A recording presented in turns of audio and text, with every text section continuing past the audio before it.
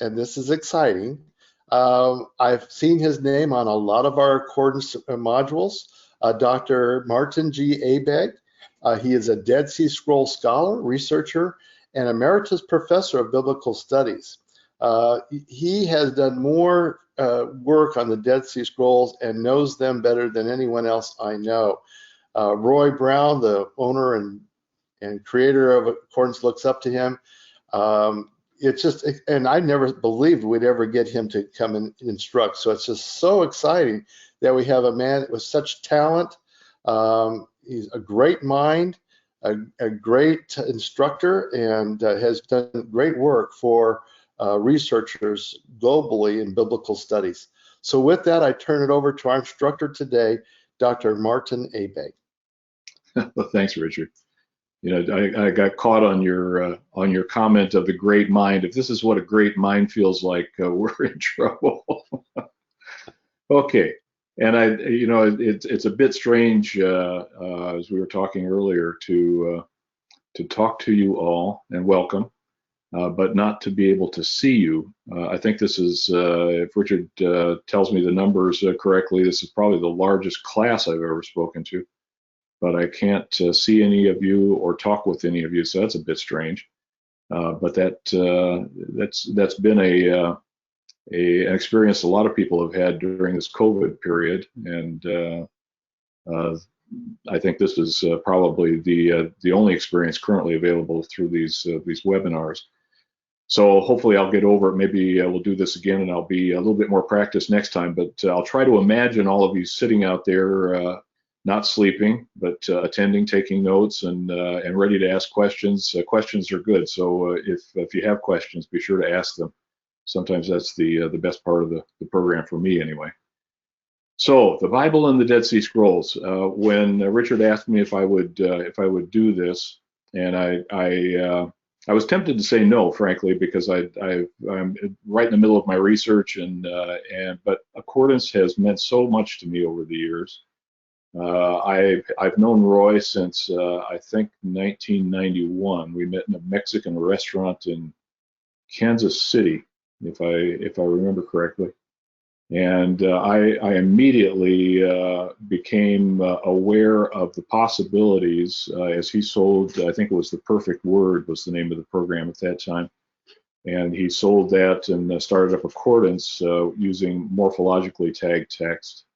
And the Dead Sea Scrolls had just become available at that point, fall of '91, and I saw the opportunity to morphologically tag this material. And you know, I'll tell you a bit selfishly, I didn't tag it for you, I tagged it for me.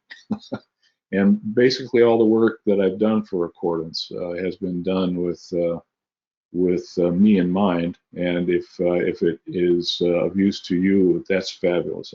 I just it warms my heart to think that other people find the work that I've done meaningful. But anyway, the Qumran texts were the first corpus that I tagged, and it's probably the one that I still spend the most time with. The Bible is meaningful to all of us, and I thought this would be a good way to kind of get our feet wet in the Dead Sea Scrolls. So I'll start with a 101, as I think of it, for the Dead Sea Scrolls, and this is a map that encompasses all of the Dead Sea area. And I don't know if you can still see my face on the screen, but at times I'll be looking off to the right here because that's where my larger screen is, and I know my camera's here, so I'll try to attend to here as much as I can. The Dead Sea Scrolls, you know, we think of them with two names, at least I do. The Dead Sea Scrolls on one side. Maybe I would call them the Judean Desert Manuscripts if I'm trying to speak more broadly. Dr. Abegg, yes. Are you trying to show your PowerPoint at this point? Yes, I have it on my screen. We don't have it on our screen. Oh golly. Okay. So why is that? Can you help me? Linda, do you know why? I wonder if, as I look at Possibly. Yeah. Okay, Is let me it try. on the other screen? Possibly.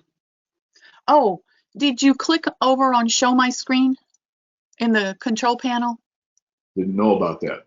So that is right here, maybe? It's under the sharing. It's under the sharing section, the second line, the sharing section in the control panel. Show my screen. Sharing section of the, okay, sharing section of the control panel. Stop showing my screen. So it should be showing. Okay. It apparently, it's only showing the video. I'm wondering if it's, yeah, we're not seeing yours.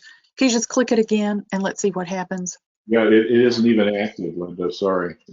I wonder when we changed the presenter if that also affected that, because none of these buttons in the sharing are active for me. They're all grayed out. Why don't you click on stop sharing your screen and we will turn it back over to you again. Okay, but if I click, as I say, all those buttons are grayed out. So it's I'm going to make you the presenter. Let's see if that works. change presenter. Okay, you have been made the presenter, it says. There we go. Try that. All right. Now, do There you see we that? go. Hey. Okay. Thank you. Thank you, whoever told us that there. Thanks.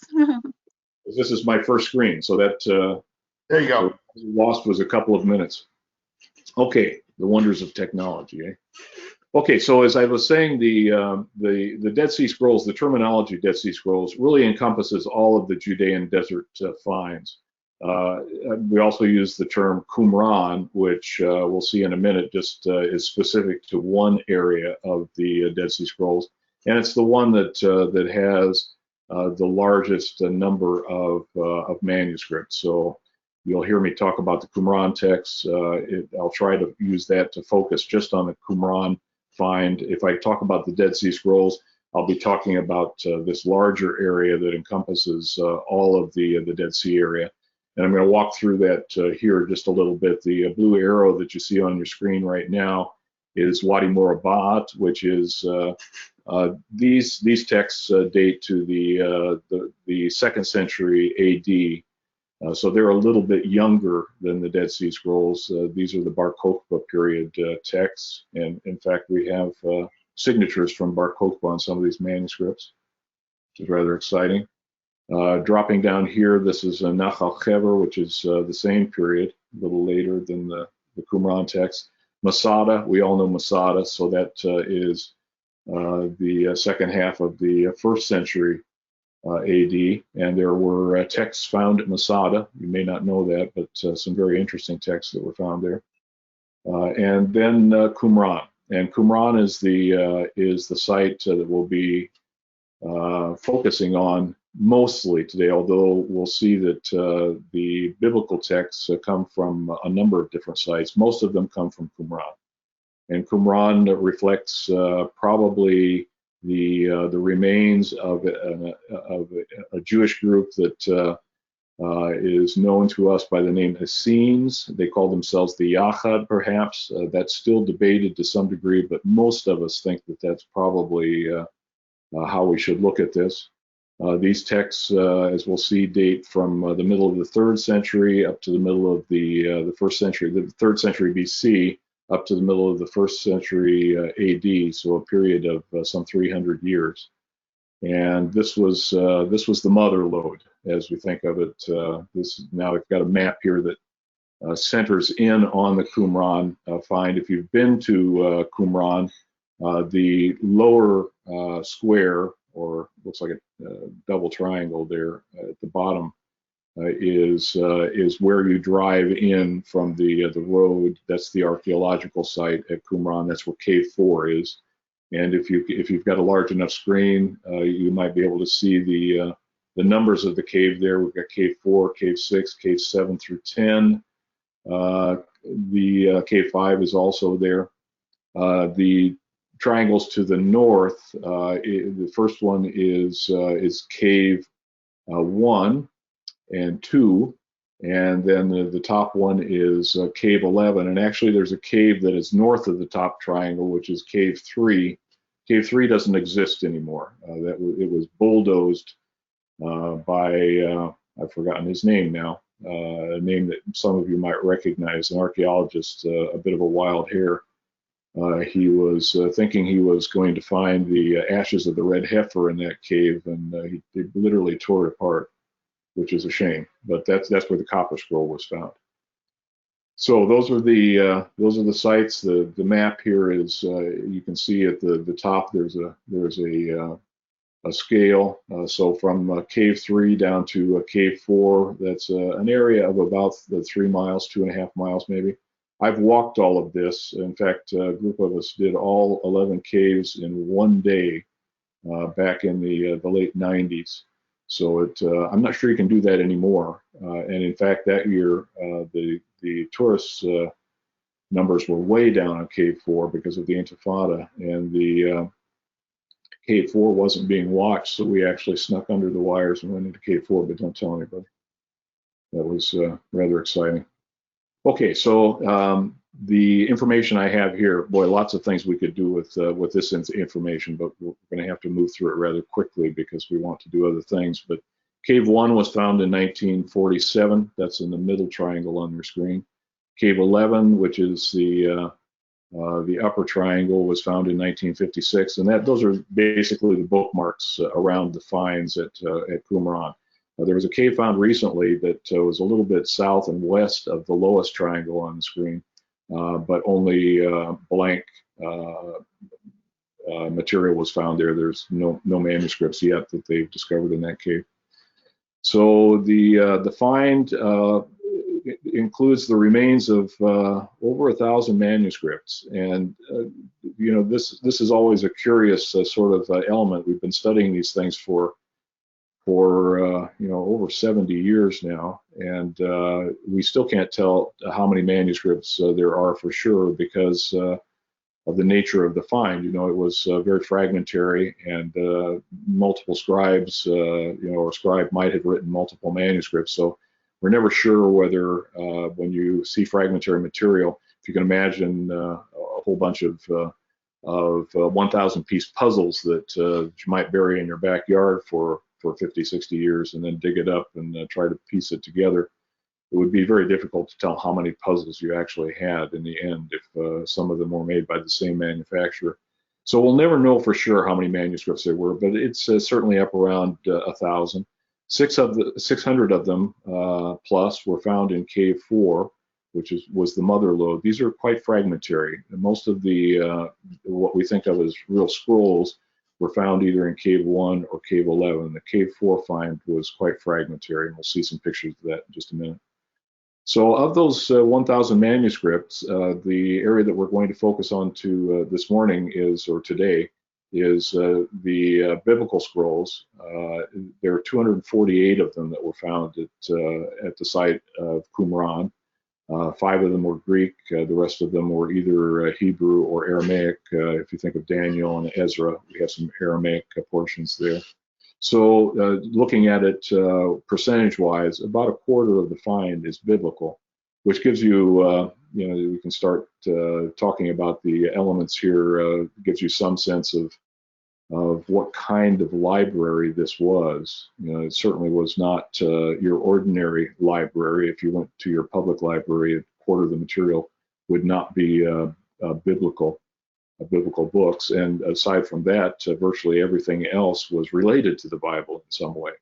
You know, there are no personal letters, there are no grocery lists, there are no inventory lists. This is all a library of either Bible or manuscripts, documents, texts that are related to the Bible in some way. Then we can talk about language, and this we could spend all morning talking about just this, but we'll rush through it. 140 Aramaic non-Bible manuscripts. Now think about you know, what you know of this time period and what your expectations might have been for the language if a find of this nature came to light. Probably we would have expected the Aramaic manuscripts to be much more than just 14% of the entire find, which has shaken us a bit as we try to figure out what was the language of the Jewish community at this time. I think most people would still say it was Aramaic, but the fact that there were 600 Hebrew manuscripts, non-biblical manuscripts, we're talking non-biblical here, so 600 Hebrew non-biblical manuscripts is quite astounding, actually. 22 Greek non-Bible manuscripts, so those definitely in the minority, but still some evidence that Greek was a language that some of these men, and they were mostly men, were convinced that used these texts at that time period, that some of these men knew Greek, and so there was a smattering of Greek in the library. So as a result of all of this, we'd probably say that this was a religious community, perhaps a bit, certainly they were focused on reviving Israel, and language may have been a part of that. So probably this does not exactly echo what was going on in the community as a whole, but it does say that that Hebrew was alive and kicking at this time, and especially in a religious context.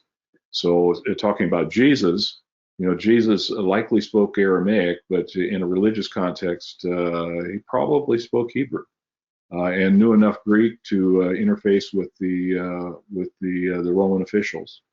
So that what we see in the scrolls is informative to what we might want to know of the New Testament. Okay, there are some additional manuscripts that, and here I'm used to asking if there are any questions at this point. I'll have to remind myself not to say that from here on out, because I won't get any. Hopefully we'll get some at the end. So if you've got questions, write them down. There were other manuscripts. These are the Qumran caves. So we've talked about the Dead Sea Scrolls. Now we can step back and take a look at some of the other sites. There were 7 biblical manuscripts found at Masada. There were 6 at Morbat. 1 at Nachal Tselim, which is between Morbat and Masada. 4 at Nachal Chever. 1 at Sedir, and 3 that are unknown. So that adds 22 additional manuscripts. So we're up to what is that? 270 biblical scrolls that we'll be looking at the evidence of over the next hour or so. Okay, so that's enough of that. We need to talk about a few things. Determining the age of the manuscripts, that's quite important for the Bible, obviously. We have the Masoretic text we know, and we know the manuscripts of the Masoretic text. The Leningrad Codex dates to 1008, I think, is the date that we normally talk about. Maybe it's a year either side of that, but that's about the age. So we're interested to know what do these manuscripts date, or where to place them on the timeline. So I'll just run through this real quickly, talking about the details. We could expand this out to a whole class in and of itself. But paleography, which is the study of handwriting, basically. So you're probably aware of changes in handwriting just in our lifetimes. It has been rather dramatic because of the use of computers. So I can't even read the handwriting of my older daughter. It is so bad. She uses the computer almost solely. But going back to my grandmother's time, my grandmother's handwriting was just beautiful. Mine's someplace in between. So handwriting does evolve over time, and even in these times. So we're able to date the handwriting, and that gives us a timeline of 250 BCE to 50 CE, which is that 300 years that I spoke of earlier. Archaeology, here we have coins, we have pottery that we can date. The stratigraphy within the archaeological site also gives some sense of dating. We've got some material that can be carbon tested, but we'll talk about that in just a minute. So archaeology will center in on coins and pottery mostly, and that gives us a range of about the same as the paleography.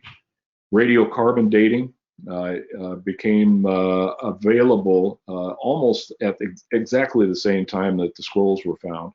So actually the scrolls were one of the first things that were tested. Quite a large piece of material needed to be tested when it was first done. So they used the linen cloths that surrounded some of the scrolls from Cave 1.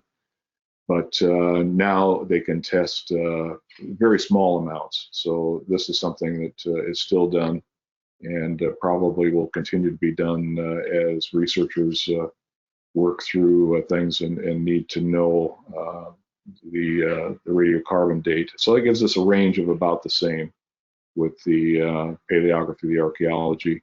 Historical figures mentioned in the scrolls. We have, I was looking this morning just to remind myself of the historical figures. We've got about a dozen that are mentioned in the scrolls. I can mention, for example, Antiochus IV is in the Nahum Pesher. And Antiochus IV reigned at the beginning of this period that the range shows here. He reigned from 175 to 164 BC. So the historical figures that we know that show up in the scrolls, and there's not much because this material again is biblical in its focus. And what historical figures do show up in documents that are in large part attempting to make sense of much as we do today. Make sense of prophecies as to what we see going on in the world around us. So there are a few historical figures mentioned, and they are centered in the same time period. And finally, internal dating. This is probably the flakiest of the five here. There is a portion of the text in the Covenant of Damascus in the first page, and this actually is a codex, so it's not a scroll. It was found in the Cairo Geniza, but then fragments of it were found in the caves. Rather exciting, actually. This text was found in the Cairo Geniza back at the end of the 19th century, and then was tied to the Qumran discovery. So we all think of it now as a Dead Sea Scroll text, but actually this particular manuscript is a medieval codex. So it is pages in this case. So page 1 of the codex of the Covenant of Damascus, from lines 3 through 11, give a history of the sect, and we don't have time to look at it this morning, but that takes us back to 177 BCE as well. That probably is not accurate. It more or less is just a kind of placing themselves in time biblically. Generally, most of us don't believe that 177 is the exact date of the founding of the sect, but probably closer to the beginning of the first century BCE or the end of the second, rather than this early. But nonetheless, this was the time that they knew, and they dated themselves. So you can see from all of these dates that we're talking about the same period of time, basically, which is confirming. And this used to be quite a debated issue. It's interesting. I don't feel like I've studied this for that long. I started Dead Sea Scroll studies with a class at the Hebrew University in 1986. It was a year-long seminar. And it doesn't seem like that long ago to me, but there are probably some in the audience this morning that were born after that, so it certainly seems like an ancient dating to you. But that's only some 34, 35 years for me that I've studied this material. And it's interesting how, as time goes on, various items become debated and kind of the center of the conversation. And the age of the manuscripts was quite crucial and debated quite fiercely back at the end of the second century, or the 20th century, excuse me. But has more or less subsided now. Most of us, I don't think there's any scroll researcher that would deny these dates currently. There may be one, but certainly not many.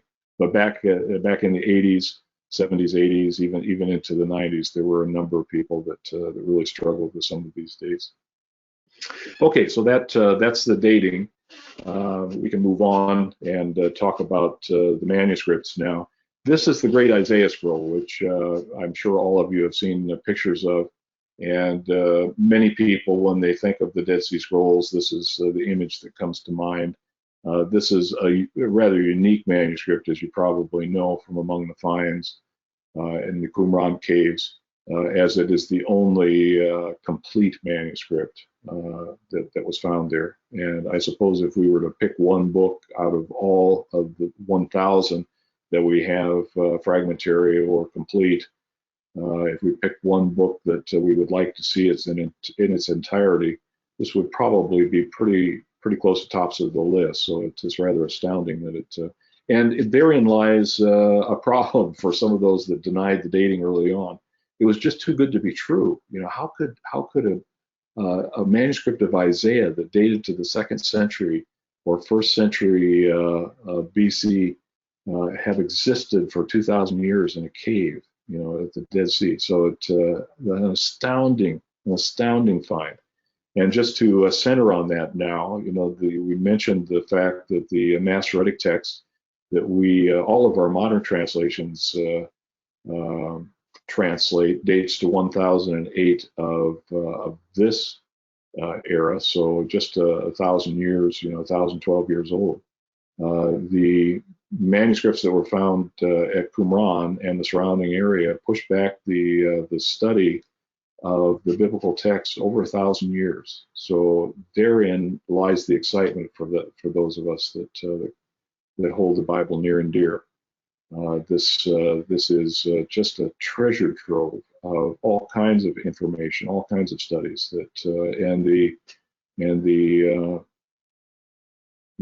feeding frenzy goes on to this day. It has not stopped. It's unabated since the late 40s when this material was found. So if you can imagine the excitement we would still be feeling if we had just discovered the New Testament 70 years ago. You know, that would be much what we feel when we see the scrolls and think of the possibilities of studying this material. You know, because not only do we have a quarter of the material being Bible, we have nearly half of the material was unknown to us before. So it gives us insights into the Jewish community of that time period. And of course, backgrounds to rabbinic Judaism and the New Testament is just a wealth of material. We might wish that it weren't so fragmentary at times, but therein lies some of the fun, trying to figure out the puzzles. So this is the Isaiah scroll, and this is actually in the left-hand pane or left-hand column that's visible here is Isaiah 40, starting in line 2. Kol Koreh Bamidbar, a voice is calling out in the wilderness, and we'll come back to this passage a little later on in the talk. So kind of tuck this away, and we'll refer to it again. This is my colleague, former colleague Peter Flint. Peter passed away in 2016. He should be the one that is here giving this talk today. He was a gifted orator and an evangelist for the scrolls. No one compares to Peter. In the upper right-hand corner, you might be able to see a face if your screen is bright enough, and there are hands on the book that is in the lower right-hand corner. That's Eugene Ulrich, who was now Professor Emeritus. He's doing some teaching at the University of Toronto, but he was at Notre Dame at the time that Peter was working with him here. And here they're working on the Isaiah scroll. Peter and Gene published one of the last additions to the official series on the Isaiah scroll, and I had the honor to have a chapter in that edition on the linguistic profile of the Isaiah scroll, which tends to be the area of my interest. I'm a real geek for language and the analytics of the Dead Sea Scrolls.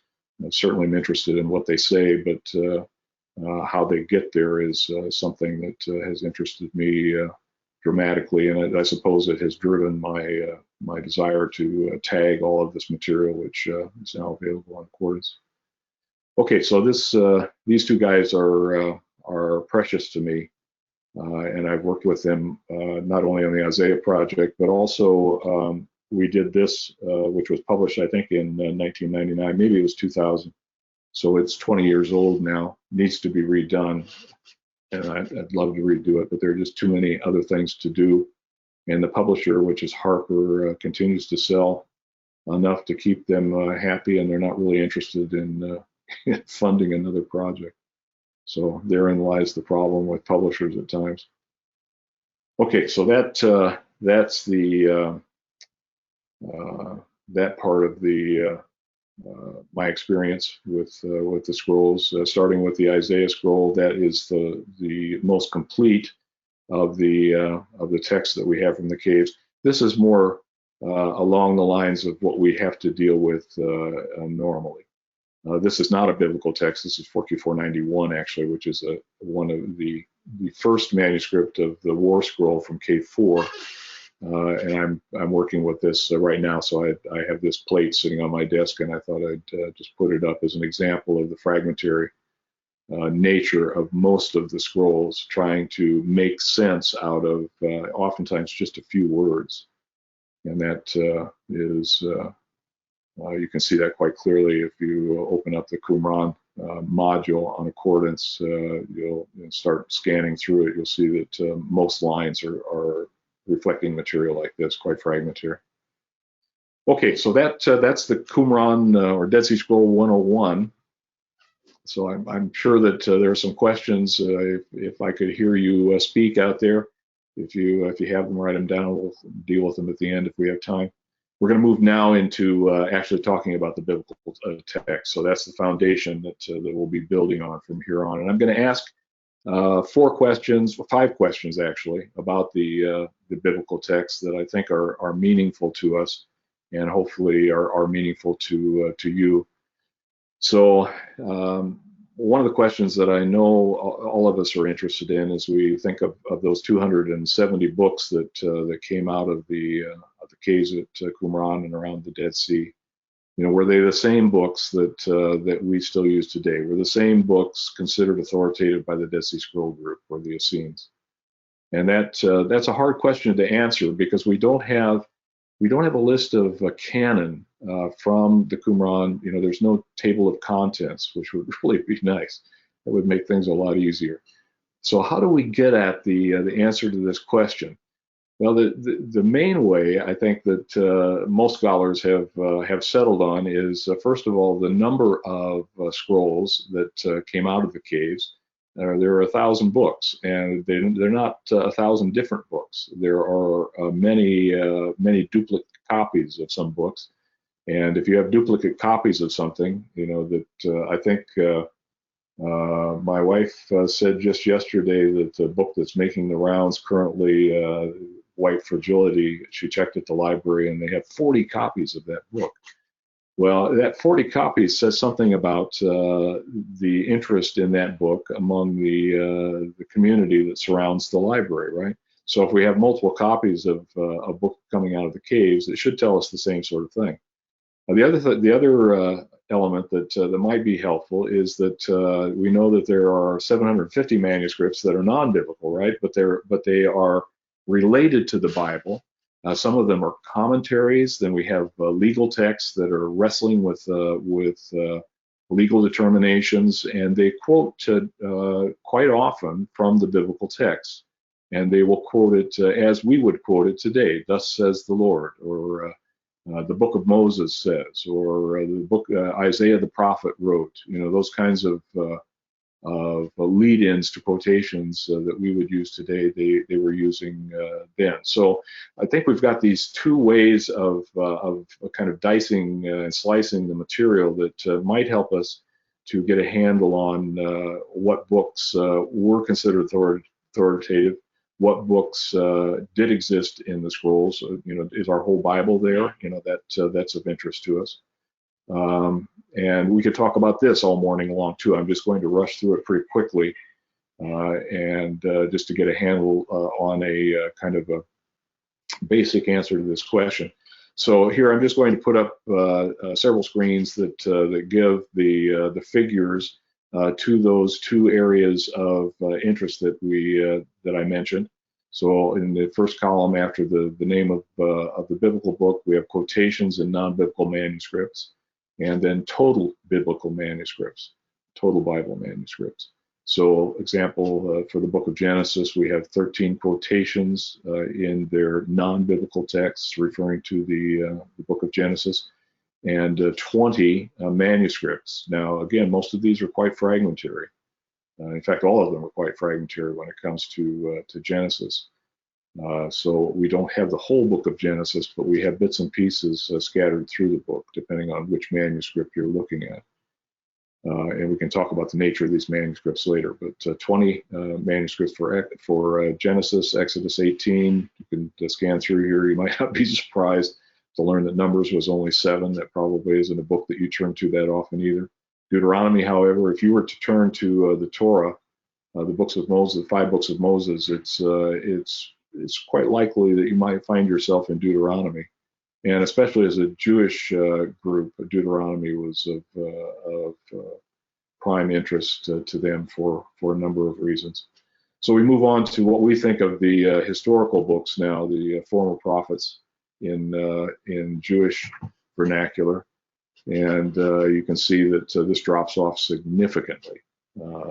And it probably would in our readings too. We would find ourselves reading the, if you think about where you would turn in your Bible, if you were interested just in doing a random reading for, a time of grief or a time of questioning God, where would you turn? You probably wouldn't turn to these books. You probably would turn to maybe the Torah text, Deuteronomy, perhaps as a center of that interest. But I think we'll see that other books in the prophets and writings are even of higher focus. So these are not the books that are popular in the Qumran sect or in Christian or Jewish circles today. You'll see at the bottom of this list, I have the book of Nehemiah. And over on the right under total Bible manuscripts, there's a 2 with a question mark.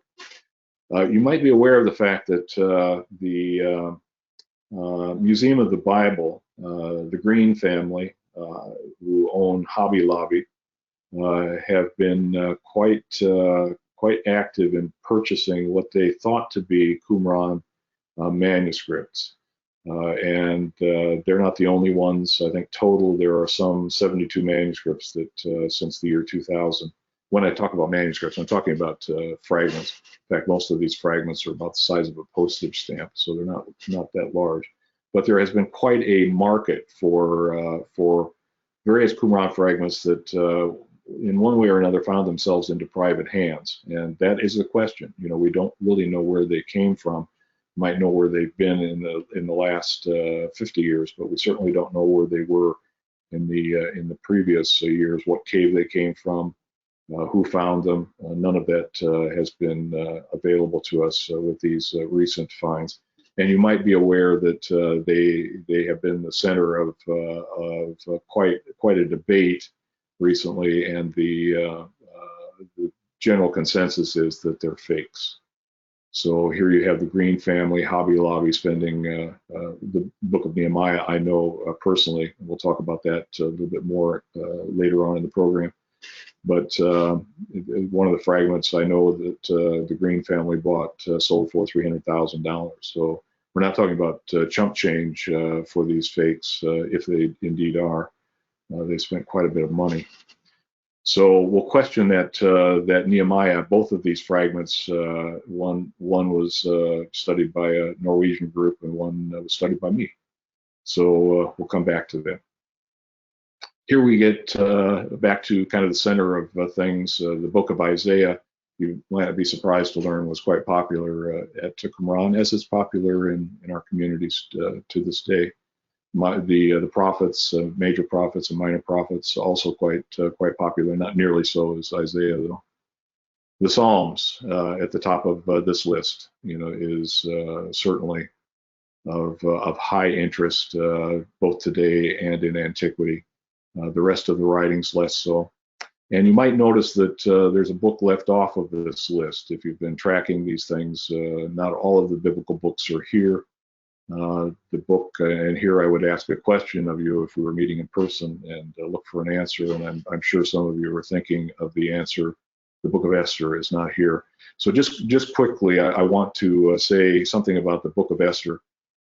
Esther, even by the rabbis, was an object or a book of some debate. There was resistance to the inclusion in the Babylonian Talmud. You can find that discussion, and two reasons were given. One, that so nationalistic a feast would make them hated by the foreigners, and two, that one should not make additions to the Mosaic law. This latter thought might have had some parallels to the Qumran community's feelings about Esther, but I think it's probably otherwise. So we'll move on here. The lack of manuscript evidence, and it's interesting actually. If you were going to counterfeit some texts, you know, it's fascinating that Esther wasn't counterfeited. Boy, that would have made some news, eh? But it wasn't. But Nehemiah was, and there were no manuscripts of Nehemiah. Ezra had been found, but Nehemiah had not. So Nehemiah was a little easier to lay on the purchasers of this material. Esther may actually have caused some to doubt, and so they probably didn't create Esther as a result of that. But why might they have doubt? Why might we have doubted? Well, the lack of manuscript evidence around Esther is one thing, but there are calendar documents in among the finds at the Dead Sea, and the festival of Purim, the Feast of Purim, is not found in those documents. They did not celebrate Purim. There's, as you might know, the absence, and this is the answer I get from many audiences if I question this, absence of the name of God.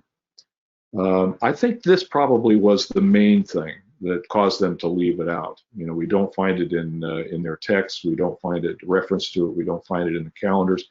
But here, I think, is the main reason. This group was hyper conservative. And the thought that they might have a book that spoke of the intermarriage with foreigners is just anathema. So I think this is probably the key to it. And I think the Book of Esther was not at Qumran. I don't think it's that we're just missing it kind of randomly. I think it probably wasn't there. Again, the rabbis had their own doubts, so that this is the Babylonian Talmud again that gives evidence to the debate that went on even a couple centuries later. Okay, so that is just quickly the answer to this question: were the same books considered authoritative by the Dead Sea Scroll group? Yes, you know, we can see a range of interest in the books, but that would probably echo the same range of interest that we have today. We can see that Esther was missing, but that was debated by the rabbis even, and Nehemiah was probably gone as well. Nehemiah, Ezra was found in the scrolls. Nehemiah was probably there, and you know, just not. You know, the worms kind of liked the taste of Nehemiah, and didn't leave him for us. As you saw with the historical books, you know, Nehemiah we wouldn't have expected to see more than a manuscript or two, even if it had been there.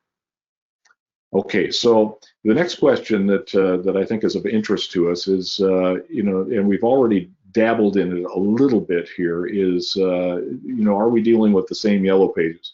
Now, this is not common terminology, so I'll have to explain here. When I was in seminary, I had a friend in seminary that used to talk about the New Testament.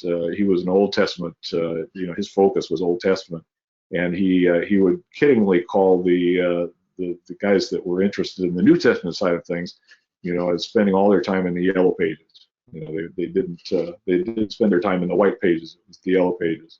So if you look at your Bible, probably today, if you've got one that is of any age, you'll see the same thing. You know, the right hand side, if you hold the binding in your hand and look at the book, the right hand side will be pretty well thumbed, but the left hand side, not so much. So when I ask the question about the same yellow pages, what I'm asking is, did they find the same books interesting that we do? Or which community echoes the interests that they have, maybe is another way of asking that question. So here I'm going to lay out just real quickly the finds from Qumran, top 10 finds. So we'll think of a David Letterman sort of thing now. If David's off the tube now, but if you're old enough to have been a fan of David Letterman in the day, you know, we always had that top 10. So we'll do a top 10 of Qumran. We'll do a top 10 of the New Testament. The Qumran will be by manuscript. The New Testament will be by quotations. And then we'll do the Mishnah, which is one of the key central books to rabbinic Judaism. And we'll do quotations there as well and compare them, see what we find. I find this quite fascinating. Now, this is painting in broad strokes, of course. If you're a student out there looking for a project, drilling down into some of this would be quite interesting because not only were we talking about books, but it would be interesting to talk about passages. You know, what passages did they find of special interest? So if you're a student, there are thousands of papers that can come out of this one slide. This is the origin of a whole area of study. So here's number 10 on the top 10 list. You can start thinking about what books are going to be at the top of the list. Daniel was number 8, Minor Prophets number 10, Daniel number 9, excuse me. Leviticus number 8, might have expected that to be a bit higher. It was probably a priestly group. Jubilees, okay, we haven't talked about the pseudepigrapha or the apocrypha, but Jubilees shows up. And look at how many copies they had of it. So we think, and it was quoted in a couple of their non-biblical texts. So we think Jubilees was probably in their Bible, as it is in the Ethiopic Bible. So there are Christian groups that actually hold Jubilees in high regard to this day. Jubilees is more or less a retelling of Genesis, concentrating on the dates and making quite a the periods of time leading up to the era of the sect, and it's obvious that they looked at God's time by periods and thought that they could trace this right into the future and maybe date the apocalypse. So Exodus number 6, Enoch. Okay, Enoch is, look at 20 copies of Enoch, another book, an apocalyptic but also calendar-rich text. Genesis, 20 copies as well.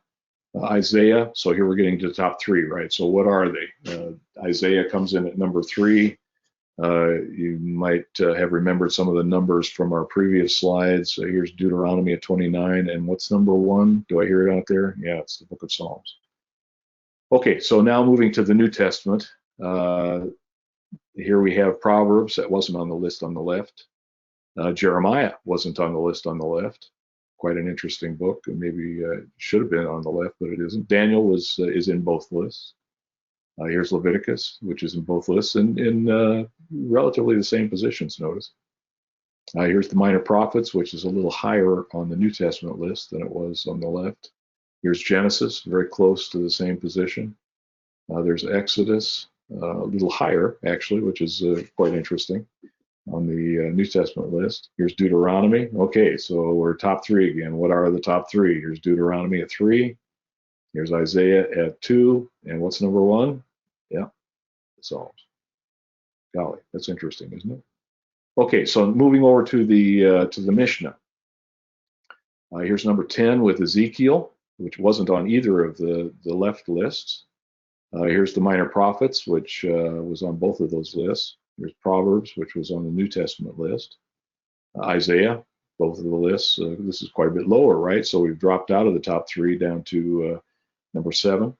Here's Genesis, basically in the same area on the list. Psalms has dropped off the top. This is kind of like, we're charting music, so it was number 1 with a bullet, and now it's dropping off in popularity. Here's Exodus, pretty much the same as in the left 2 lists. Numbers is an appearance quite astounding. You know, who would consider Numbers their third favorite book in the Bible? But here it is, Deuteronomy. So that's very similar to the left two lists. Now, what's number one? So we've already got Psalms. So what could be number one? Leviticus. Mishnah. The Mishnah is a handbook for the priests, you know, or as the temple moved into the home, how we then practice in the home. So Leviticus was quite important. And look at the number of quotations in the last 4 books. I mean, they really jump up.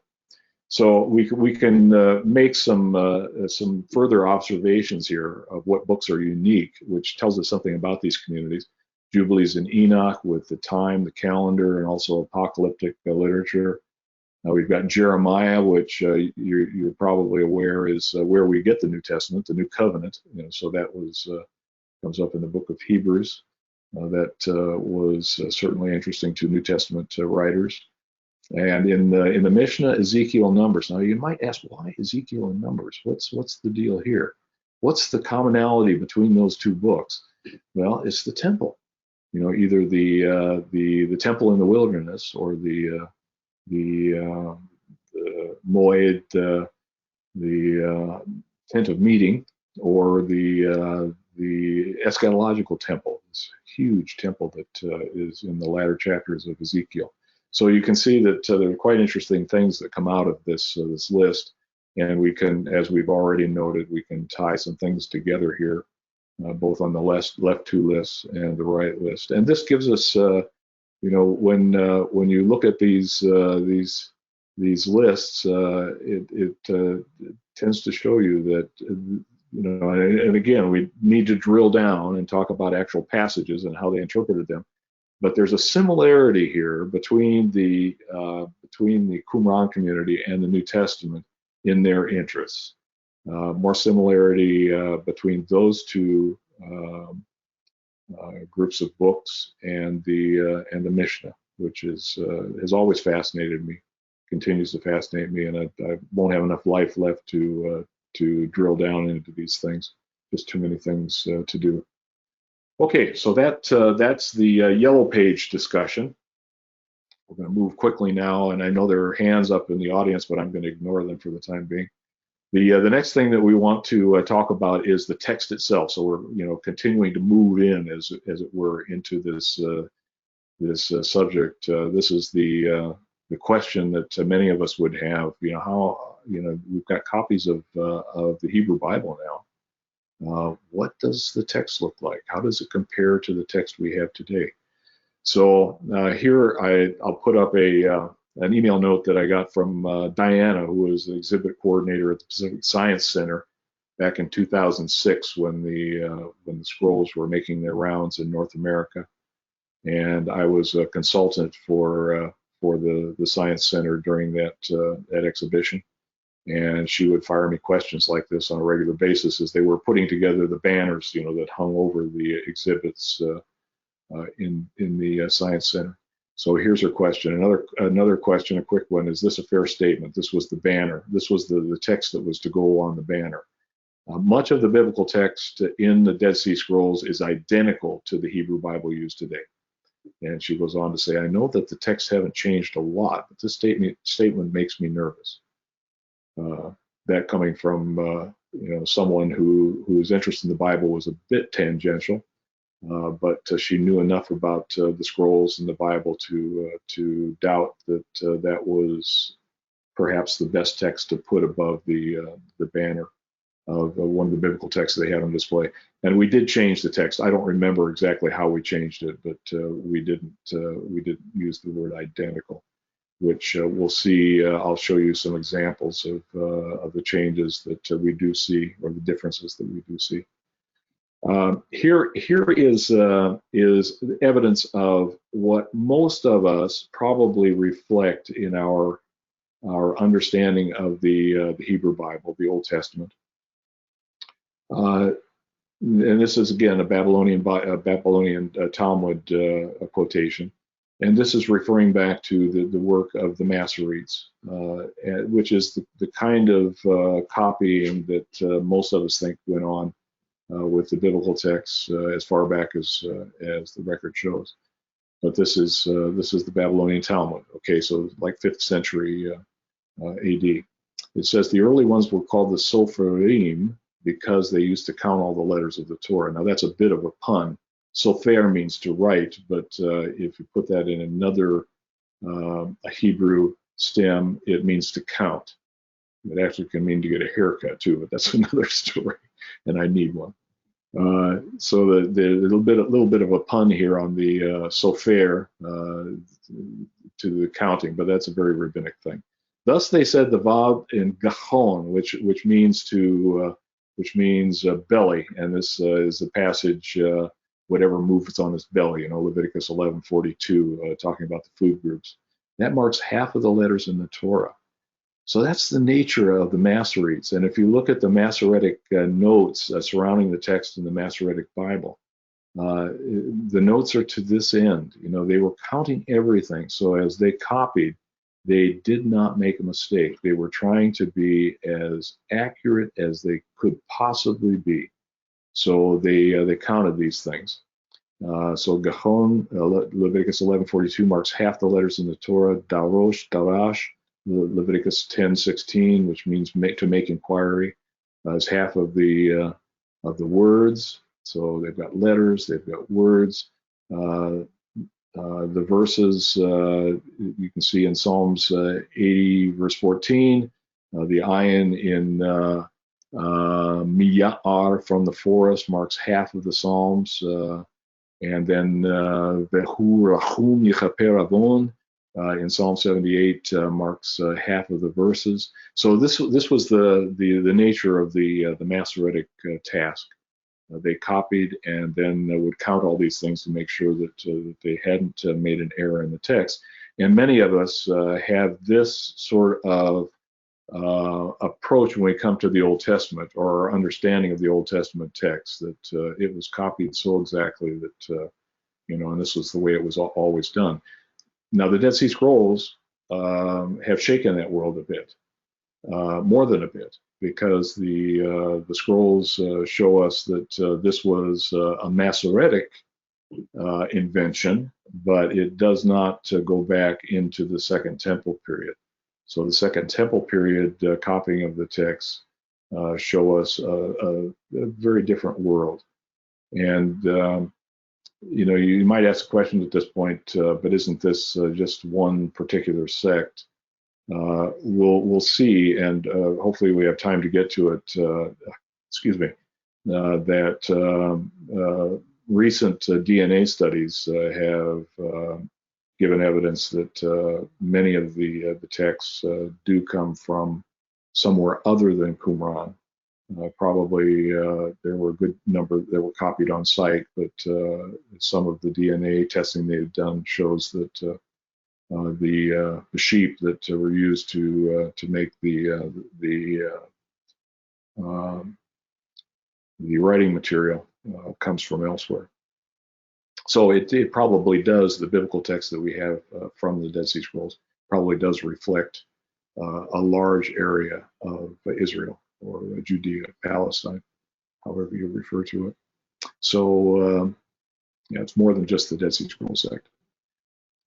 Okay, this is a quotation I often put up at this point, because some people are, this disturbs some people, this thought that there might have been changes in the biblical text that took place during the period before the Masoretic, or the Masoretes codified the text. So this is a quotation that you might have read, and the question is, where does this come from? Some persons perhaps would want to have no alternative readings or renderings placed in the margin, for fear that any appearance of uncertainty might undermine the authority of Scripture as definitive. But we do not consider their judgment to be prudent on this point. So where does this come from? I'd look for raised hands at this point.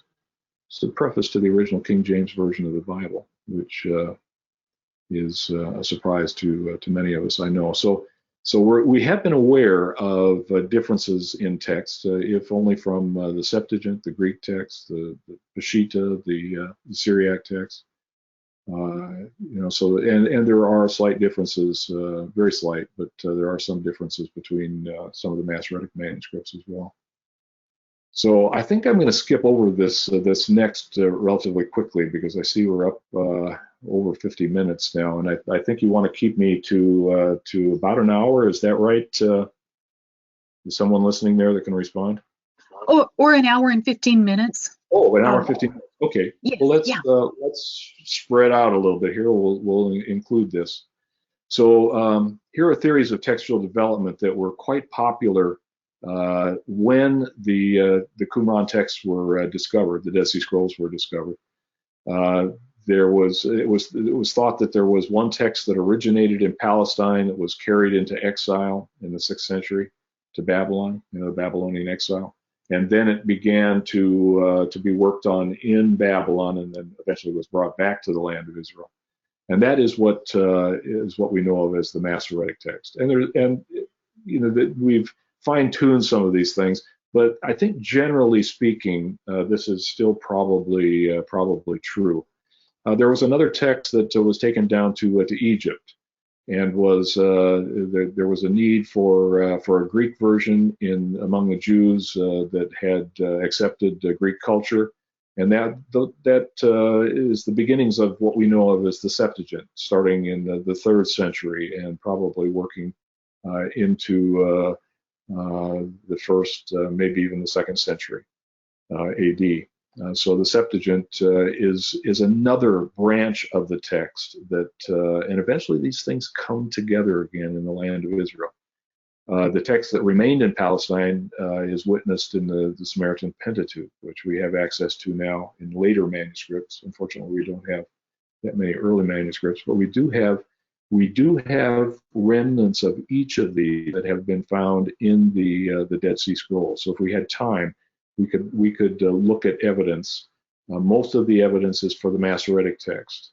There is a bit of evidence for the Samaritan Pentateuch, and very little bit for the Septuagint. We saw that there were 5 Greek manuscripts for the Bible, so that's not well represented. But still, even in the Hebrew manuscripts, there are some readings that, and we'll see one in just a minute as we look at some of the differences in the actual manuscripts. There are some of the differences that are in the Septuagint actually show up in some of the Hebrew manuscripts as well. So we could plot this on a more graphically. You have the center of the flow being in Palestine, which the text began there in the 6th century, or in the 5th century, let's say. 6th century, and it went to Babylon along with the exile. It went to Egypt with the community in the Greek-speaking community in Egypt, and then finally came back to the remnant Hebrew-speaking community in Israel that maintained the Hebrew text there, and again they began to intermix at that point in the land of Israel. So that, although we've fine-tuned this a bit, generally speaking, I think this is still a valid way of looking at a big picture, painting with broad strokes. Then we can talk about the details. Let's look at the passage. This harkens back now to that picture that we had of the great Isaiah scroll. This is the very line that I quoted from that scroll. Well, no, this is above that. This is starting in line 2 of that column. Nachamu, Nachamu Ami. This is comfort, comfort, O my people, says your God. So Isaiah 1 and 2. So I thought I'd pick up on that passage that we had seen in that picture and show you what this passage. This is just the consonantal text of what we would call the Masoretic text. So if you have a Hebrew Bible and opened up Isaiah and took out all the vowel pointings and accents, this is what the text would look like today. Now, I'm going to show you I'm going to just blend in here now the Great Isaiah Scroll and watch the changes that take place, and I'll highlight them in a minute. So there you can see the text move a bit.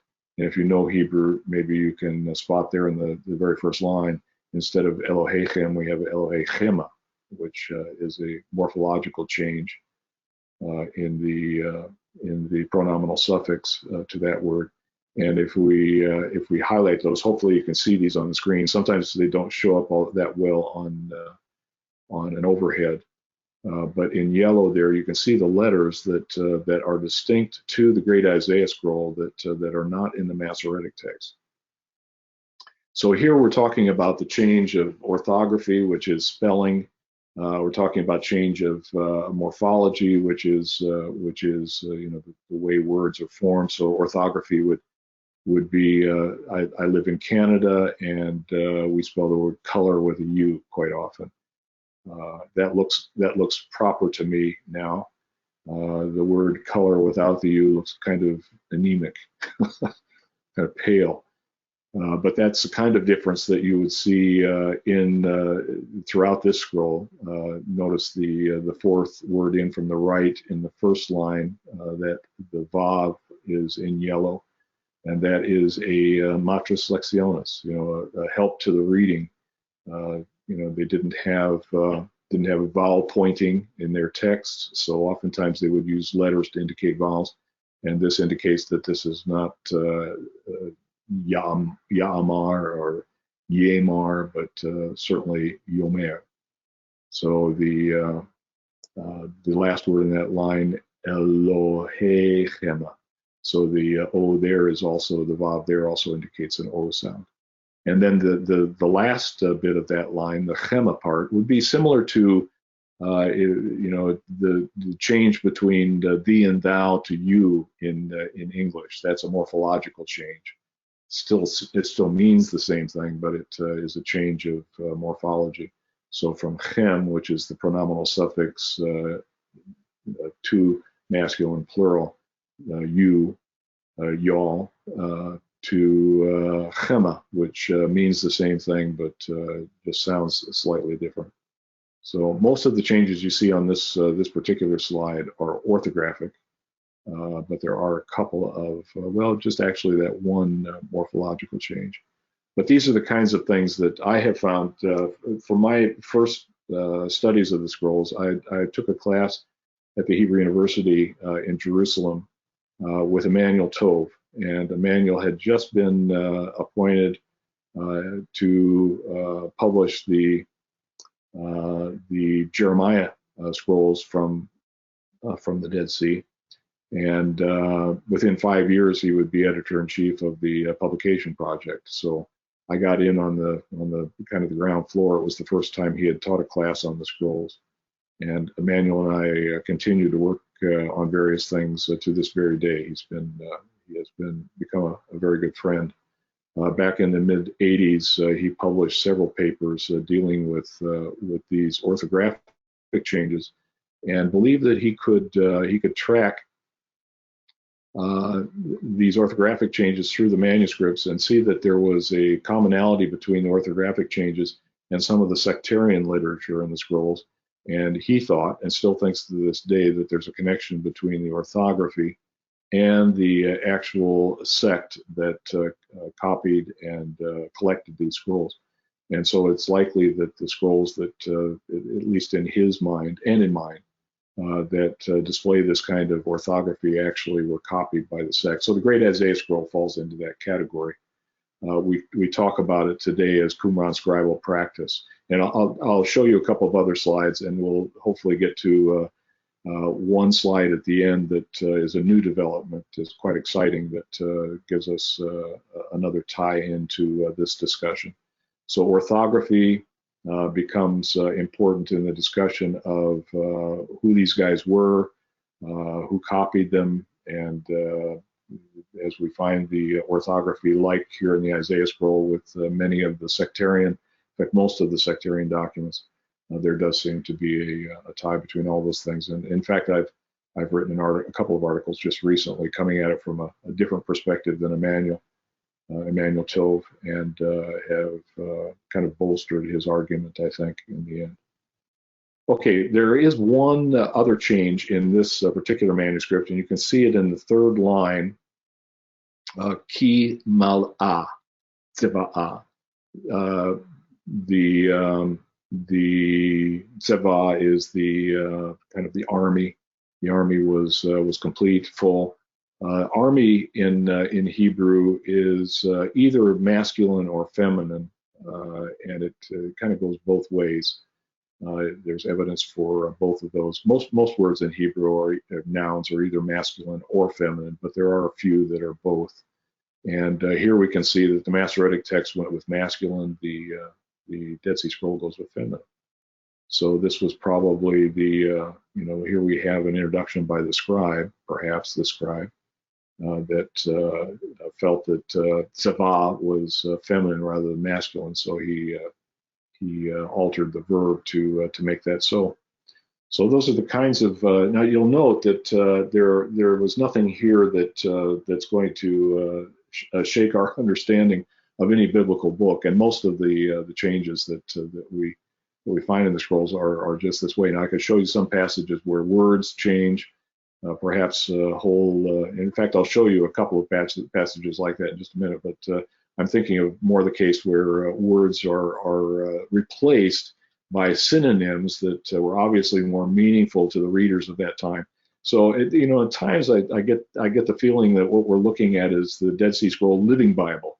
This oftentimes they would make changes simply because it was they were translating it for their community. Now it's Hebrew, so it bothers us because it seems like they're altering the text, but in a very real sense, they were just trying to update it. And we see quite a bit of that going on in the Dead Sea Scrolls.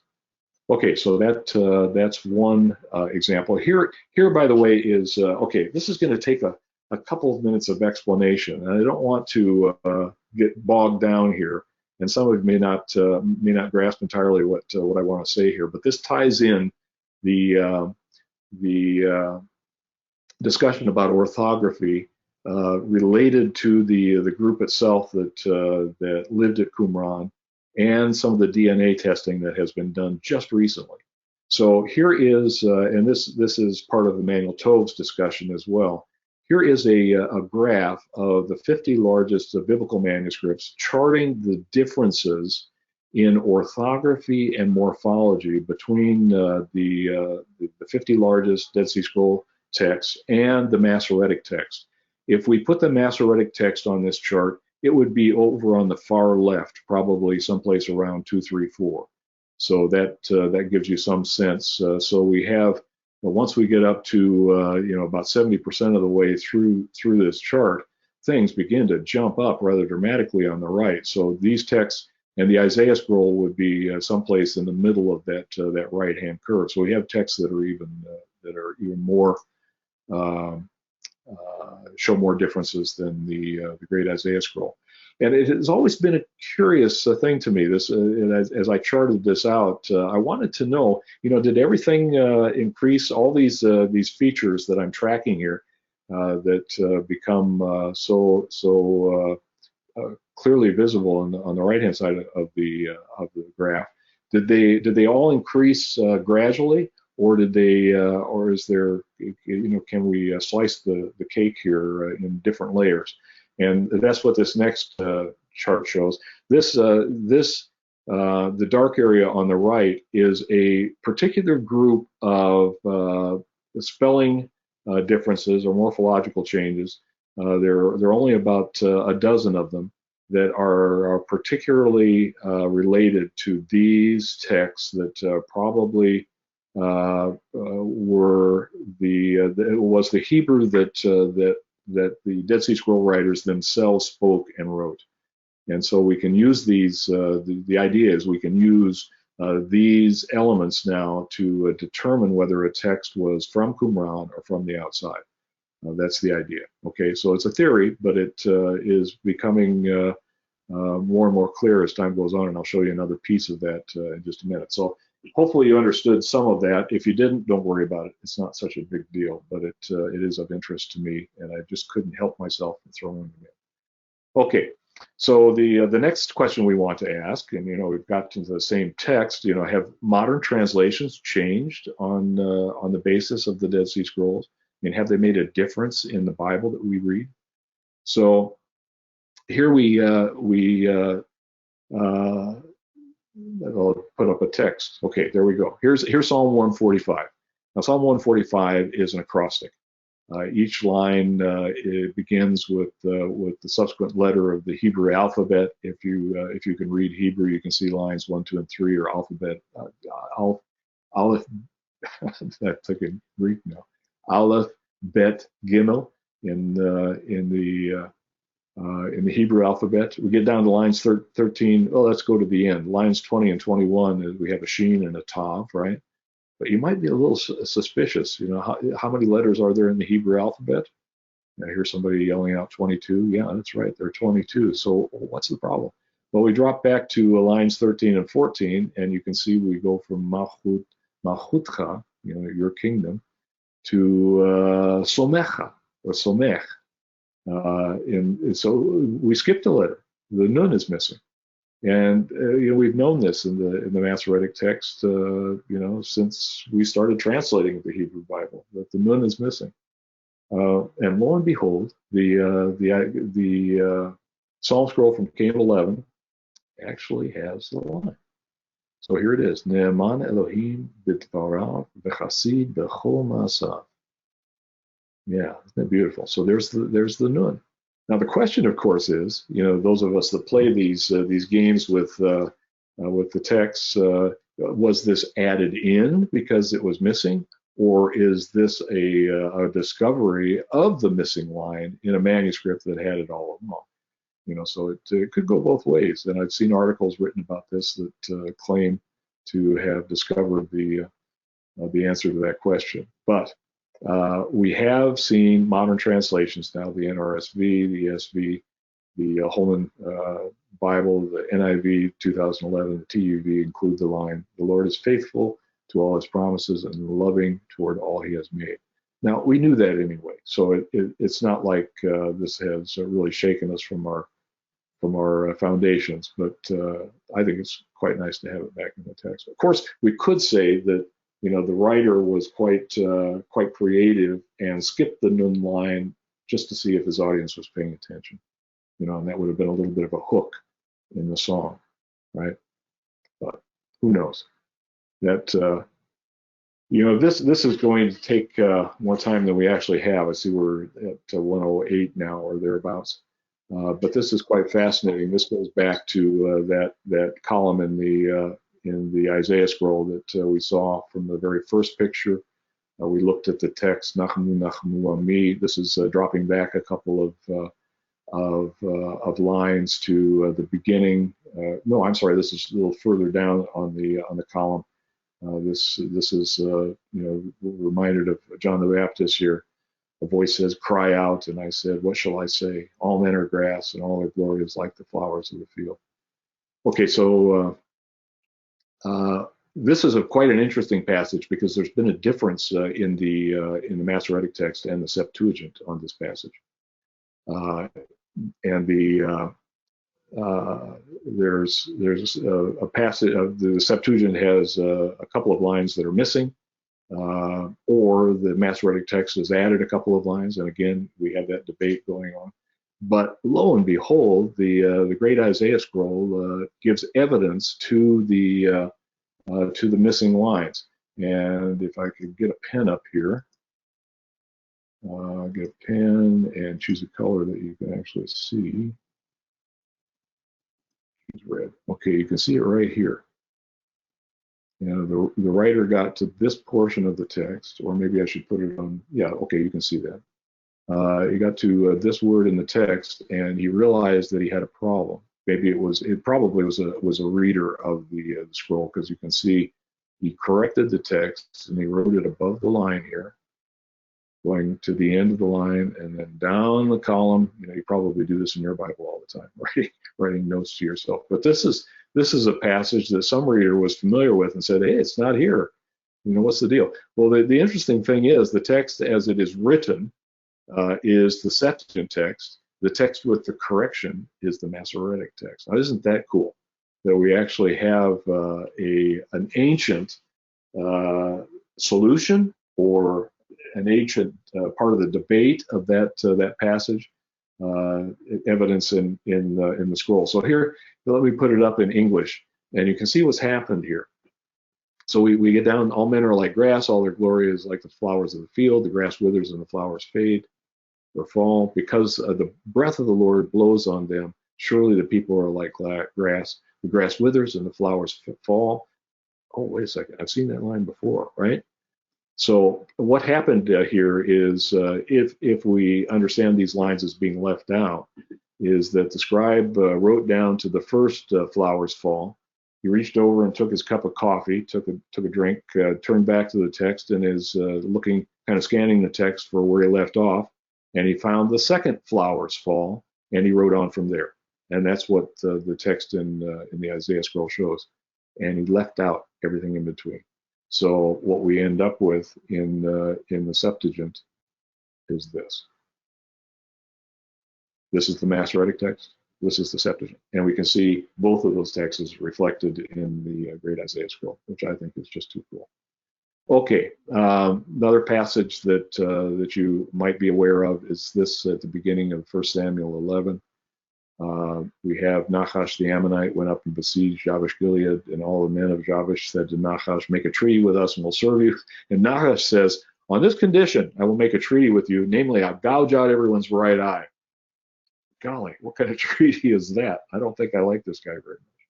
But where did this come from? You know, it just kind of steps into this this conversation in the middle, and we don't know what the origins were. Well, in the 1 Samuel text from K4, 4Q Samuel A, we have this passage that gives us the background, which we knew of from Josephus, but didn't have in the Masoretic text. And I think the new NRSV includes this in the published text. So Nahash, the king of the Ammonites, had been grievously oppressing the Gadites and the Reubenites. He would gouge out the right eye of every one of them and would not grant Israel deliver. So there's a history here that basically is the point. So that has been added to some of our Bibles. Yeah, this I did quite a while ago, just to tie up this part of the lecture. The NRSV, I think this dates back to a study I did with published versions in the mid-90s. So this needs to be done again. The numbers could be higher now. The NRSV incorporates 85 readings from the Qumran scrolls. The NIV has 22 readings, 9 of which the NRSV does not include. There's some overlap there.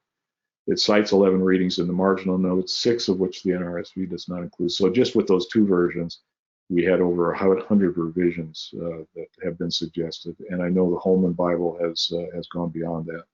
And I haven't looked to see what it does. But there, at least that's the tip of the iceberg, which, you know, at an early stage in the research, much earlier than now, 20-some years, that was the effect. Okay, one more, and I'm going to scan. I'm not going to take those questions at the moment. We'll get them at the end. Recent developments. There are a couple of things, and then we'll call it a day. There was an En-Gedi scroll that was found, I believe, back around 1970. That it was so damaged that it couldn't be unrolled. It basically looked like a stick of tar.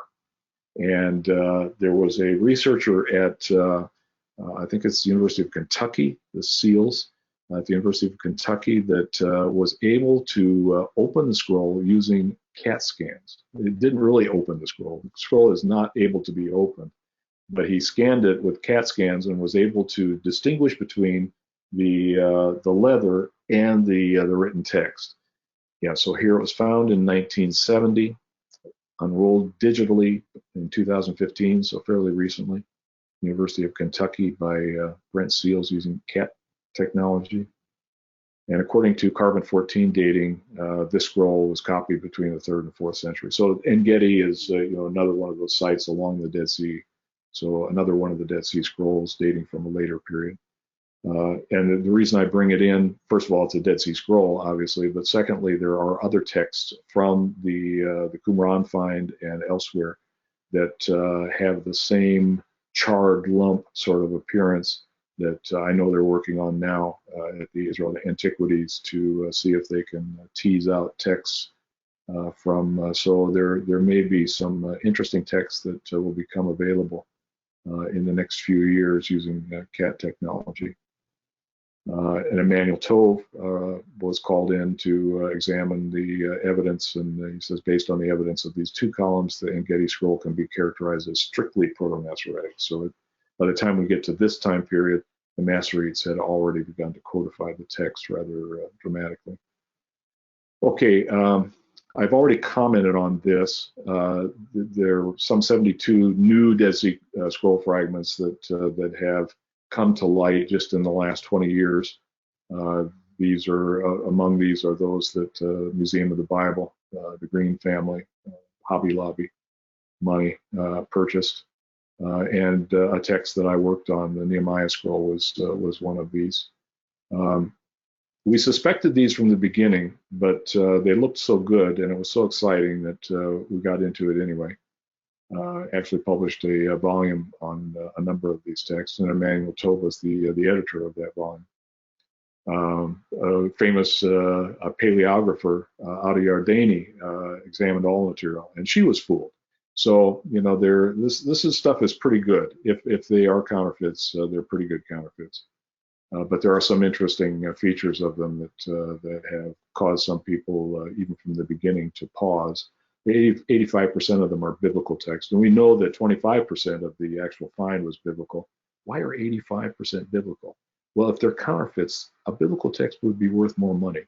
You know, someone was willing to pay, $350,000 for a postage stamp sized piece of Nehemiah because it's biblical. 80% of them only include 1 to 5 lines, so they're quite small. Many of the fragments exhibit an amateur or poor scribal skill. That is true. The level of bleeding of characters or the letters is unusual. So the ink has bled through some of the layers in a strange way. There's a consistent phenomenon of lines of the text conforming to the contours of the edges. So it appears that if they are counterfeit, that these texts were written on fragments. You know, so fragments that were found in some discovery that had not been inscribed were inscribed by a forger with text and then sold for quite large sums of money. Here's the text that I worked on. Quite excited with a class, you know, to be working on a Nehemiah text. Nehemiah had never been found. And now the book has actually been pulled. Brill pulled it from publication because they were just so embarrassed that they were told that it was counterfeit. Now, the one thing I would say here is that, first of all, Emmanuel Tove, Ada Yardeni, many of us that worked on the text were convinced that we were working on bona fide materials. There's been a study done on these materials that has suggested they are counterfeit, but they have, as of today, they have not tested bona fide materials in the same way. So there is a doubt still in my mind. I'd like to see a testing of bona fide materials to see what that would show. So enough of that. It is an interesting feature of scroll research. This is the most recent, and this is where we'll stop. This article, if you can read the bottom of your screen, just came out like 2 weeks ago, June 11th, 2020. It was, in the main, it was some research that was done by two Israeli researchers, one of whom is a friend of mine by the name of Noam Mizrahi. He's a biblical scholar, Dead Sea Scroll scholar. And the other fellow is the main researcher is at Abegg University, is a DNA specialist. So what they have done is gotten access to, through the IAA, Israel Antiquities, fragments and tested them DNA. And there are many interesting things that came out of this study, and you can see it in the highlights there. The second bullet says disambiguation. Disambiguating the debated relationship between fragments. You know, if you put fragments together as part of a column, theoretically, this may be able to tell you whether that is indeed true, if we could test them with DNA. Paleogenomics finds that some scriptural scrolls were brought from outside Qumran, and I don't want to get into the details of how they discovered that, but that's quite interesting as well. And then the last bullet is Qumran and Masada scrolls represent the broad cultural matrix of Greco-Roman Judea. So we have scrolls that there's a tie between one document in particular, the Sabbath scrolls, that were found at Qumran, and also one was found at Masada. And there's one additional thing, and I'll end here.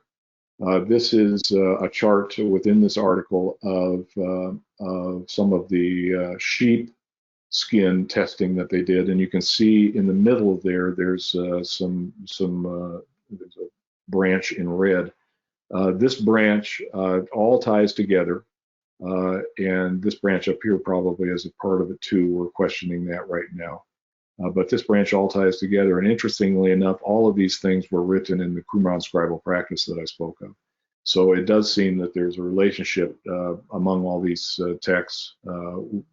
There's much still to be done, but this just shows you how science from every corner of the scientific endeavor has a potential place to add to scroll research. Here, DNA research is potentially going to give us some very interesting information, and simply kind of underline things that or dispose of theories that have been rampant in the last years. Okay, so I've got one more thing here. This more or less a joke, and then we'll be done. Letterman in November of '91, when scrolls kind of were broken out of their prison and became available to all of us, Letterman picked up on it with his top 10, and I thought we'd end here. 10 is the secret recipe for Mrs. Fields cookies, which I thought was an Eastern thing, but is actually in Denver, Colorado. The 11th commandment, thou shalt not pay a lot for a muffler. It turns out Billy Joel really did start the fire. If you were alive back then and had your ears on, it refers to a song from 1989. And the first line is something like, it was always burning. It's not me that started the fire. It was burning before I got it. But it turns out Billy Joel did really start the fire.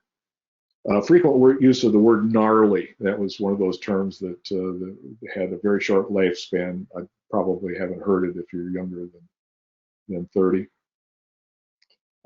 In the marginal decorations, you can find Waldo. This was another time period sort of thing. Waldo, finding Waldo was a big series of books for kids. Finding Waldo. So Finding Waldo in the Dead Sea Scrolls actually had the library at HUC that put together, before I even saw this, put together a poster of a whole bunch of Dead Sea Scroll fragments, and amidst them you had a picture of Waldo, Finding Waldo in the Dead Sea Scrolls. The Book of Revelations, and that's the way that David read it, originally ended with a high-speed car chase. Number 4, without getting it too specific, Presbyterians are in a lot of trouble. So if you're a Presbyterian out there, Dead Sea Scrolls have some things to say to you, evidently. This one specifically states Marla gets to keep the engagement ring. Okay, so if you remember the history, Marla was President Trump's second wife, and I think in the prenuptial agreement there actually was a statement made that she gets or how to divvy up the material. And according to David, the prenup said that Marla gets to keep the engagement ring, which she then sold when they did divorce in sometime in the mid-90s for like $250,000 or something. So it definitely paid off for Marla. Number 2, St. Paul was really ticklish. And now we hear the drum roll. What is number 1? Loads of money-saving coupons. Okay. So there we are. So I've taken too much time. I know, I'm sorry, but hopefully we have a couple of questions that we can do before the end. Great. Thank you so much, Dr. Abegg. And yes, we have quite a few questions, as a matter of fact. So I'll go through them in the order that they were given, which will follow the flow of your presentation. And if anybody else has any more questions, feel free to ask, and we'll try to get through them here. First question: any chance more caves with scrolls will be found? There's always a chance, but there have been some rather high-tech attempts using ground-penetrating radar, and the Israelis themselves, archaeologists have scoured the cliff faces in all of the wadis down by the Dead Sea, and so far they've yet to make another discovery. There was that one cave, Cave 12, I think they're calling it now. That they found just in the last couple of years, which was across the wadi from Cave 4, but it only contained a few bits of uninscribed material, no new manuscripts, but we can hope. Great. Here's another one. Some scholars have argued that the site of Qumran is unconnected with the scrolls themselves. Do you generally agree that the site of Qumran should be considered as connected with one another? Yeah, that was the theory. Norman Gold was the last real proponent of that, suggesting that the scrolls were actually a library from Jerusalem that was brought down to the Dead Sea to be hidden, and that there was no connection to the archaeological site there. Most of us today have accepted the fact that there probably is a connection. It'd be rather unlikely if you've been to the archaeological site at Qumran. And stood, under the shades on the little by the, where the museum is there, and looked across at Cave 4. It would be rather unlikely to think that there had been a group that lived there on site that was somehow watching all these scrolls being hidden in this cave just across the way. The other thing is that there are so many connections. We didn't get into this this morning at all. But there are so many connections between, especially the purity issues and the water that was available to them in the on-site. So I think it's rather unlikely that there was not a connection. I think most of us would consider a connection quite likely. Thank you. Here's another one. How busy do you think? Oh yeah, go ahead, Linda. Dr. Abegg, would you put a different screen up? One of your earlier screens, so that as the recording continues to go along, we'll be able to see something a little bit more interesting. There I am, needing a haircut badly. There we go. That's good right there. That's good. Thank you. Well, I didn't change anything though. Oh, okay. Well, I thought it did. Let me. It went back to one. It did. My stumble fingers. Right there. That's good. Right there. How about this? Is that good? Yes. Thank you. Oops. Sure. That's fine. Okay. Yeah, that's funny. All right. So here we go. How busy do you think the Qumran site was vis-a-vis outsiders? Some scholars have recently argued that Qumran was not isolated in the least, but had significant contact with people traveling by. I've also read arguments that the site was relatively isolated to outside traffic. I'm the wrong guy to ask that question. I am aware of the conversation that there may have been communication with the outside, but I would be speaking off the top of my head. I'm sorry. Yeah, no problem. Is there good evidence that would indicate whether these caves operated as a working library and not just a hurried hiding place for safekeeping? Well, Cave 4 does seem to have had shelves originally, which would suggest some kind of planned storage at one side, or perhaps library at another. That's something that we continue to debate. I think without a doubt, Cave 1 was a storage spot. That was not a library in any way, shape, or form.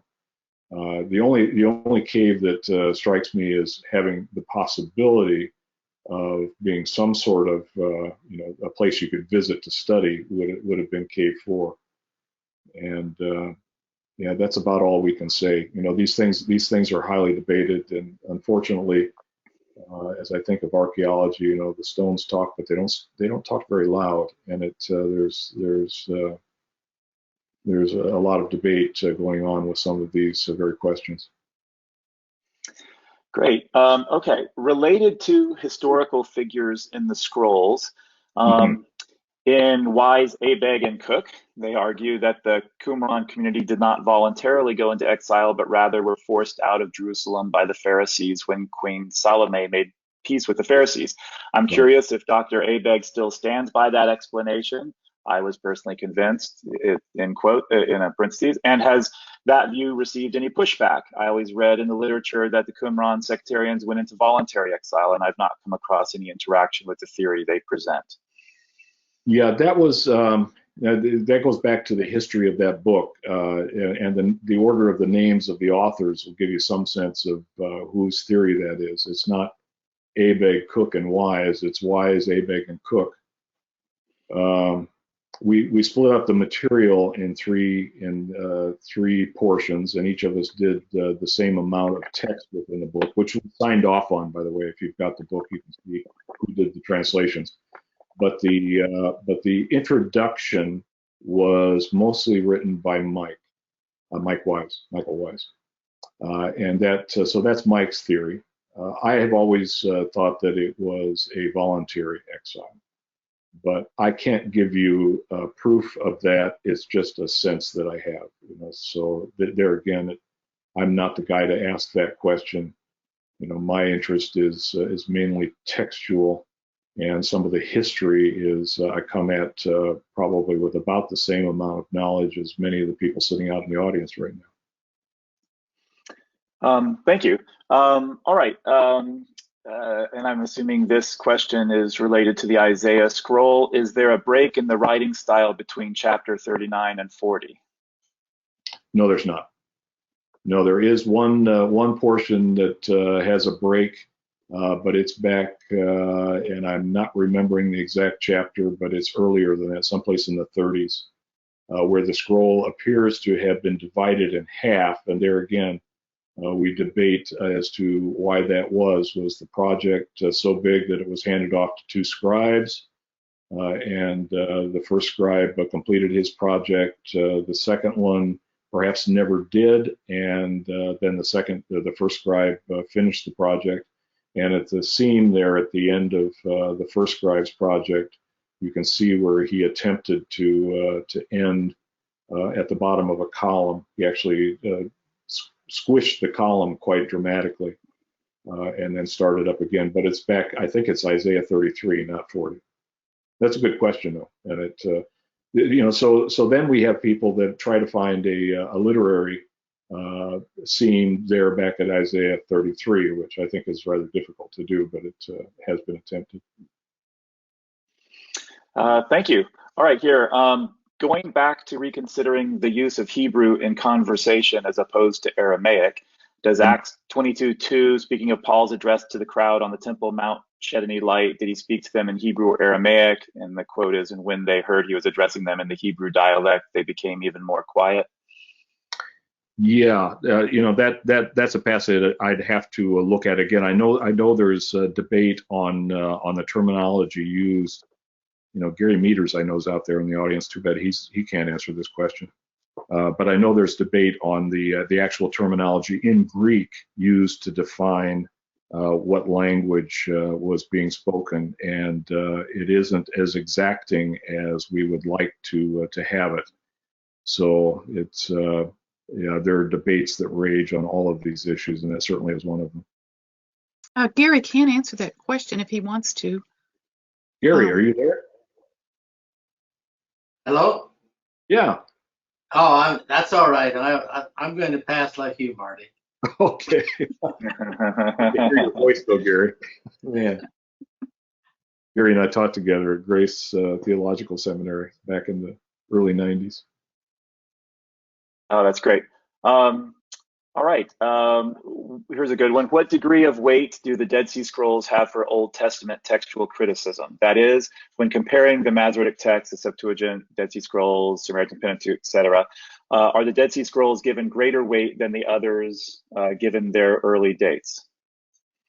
Boy, that's a good question. You know, and that would require some thought, actually, because it depends on the passage.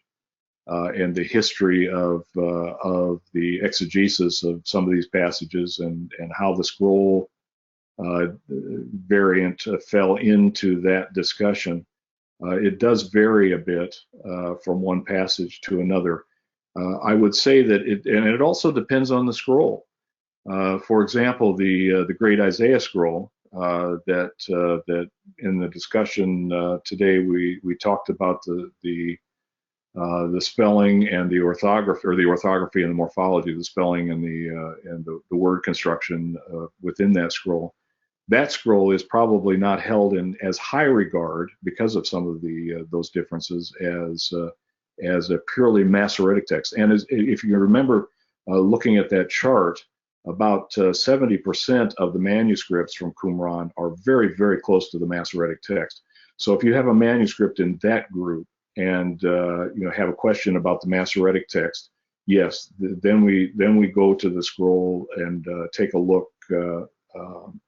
But even then, then the question is, was that a syntactical decision that was made?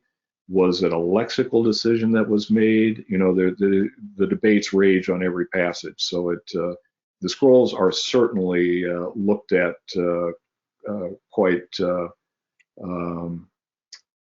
carefully in all of those debates, but it doesn't reign supreme if that is what the question was asking. It's Great. simply another partner or another part of the debate. Right. Thank you. Yeah, a couple questions here related to radiocarbon dating, and I think they're getting at the priority of radiocarbon dating as opposed to some of the other dating methods. But so the first is, with radiocarbon dating, does the date of 209 BCE through 80 CE exclude the older dates as more approximate? And the other question is, there was a recent news report of radiocarbon dating being recalibrated. Will this make a difference in dating the Dead Sea Scrolls? Yeah, the second part of that question, I just ran into that discussion recently, so I don't know the answer to that. I'd have to think about that, but I'm sure that in light of the scroll research and the dates there, that recalibration has been done, and I'm a little bit confused as to how that works out. Actually, I just ran into it in a book on DNA, actually, completely different sort of thing. But the radiocarbon dates are, most of the dates for individual scrolls are quite broad because of the amount of error or just the range that radiocarbon is able to provide. So I don't look at it as definitive. I just look at it as another piece of saying this material is not medieval. It certainly is as old as the archaeological, paleographical, and so forth suggest it is. So that's about all I can say on that. But that recalibrating, I do need to look into that a bit. Very good. Question about a couple books here. Is the Book of Jasher or Second Baruch included in the Qumran finds? Baruch is included. Jasher is not. Great. And let's see. Final question, I think. Well, actually, there might be some more that have come in, but I'll check that. Is there an apparatus for doing Hebrew Bible criticism using the Dead Sea Scrolls? Yes, there is. Eugene Ulrich, who was in that one of the first slides I put up, actually published a a volume pulling together all of the biblical texts, in Hebrew and Aramaic, with critical apparatus. Let me just quickly. It's called the Biblical Qumran Scrolls. It's a Brill publication, so it'll probably cost you about $1,000. No, I'm kidding, but it'll likely be a couple $100. 2010. So the Biblical Qumran Scrolls, transcriptions and textual variants, edited by Eugene Ulrich, Brill, 2010. Great, thank you. And do you agree that the heavy use of Mater Lectionis at Qumran points toward the oral use of Hebrew there? Do any people in favor of the Masoretic text use the phenomenon to argue that the consonantal text used by the Masoretes was actually older than the text found at Qumran? Yeah, that's a very good question, and that also is debated. I do think that the Masoretic text, or the consonantal text that the Masoretes adopted and edited, is older than the text at Qumran. I think the text at Qumran that shows the orthographic and morphological changes that we talked about today, those are a late biblical Hebrew. That's not even the right terminology. They were a sectarian invention, which pops up in some, coincidentally, some of the spellings pop up elsewhere, but as a whole, it was, I think, a sectarian invention. But my friend Eugene Ulrich that we just talked about would turn that question on its head. So, this question is rather highly debated. Here's another one. What's the significance of the non-biblical manuscripts? Oh, yeah. Actually, in some ways, the non-biblical manuscripts are the most exciting. The Bible we already knew. The Bible manuscripts certainly give us a lot to chew on, as we've talked about today. But the non-biblical manuscripts are, and the reason why I didn't go to those today is because it's just such a huge question. And to do it in one session is just impossible. But the non-biblical manuscripts give us an insight into the Jewish community of that time period. And as the DNA test that we looked at just at the end show, it's not only related to this sect, but also manuscripts that come in from elsewhere in Palestine, in Israel.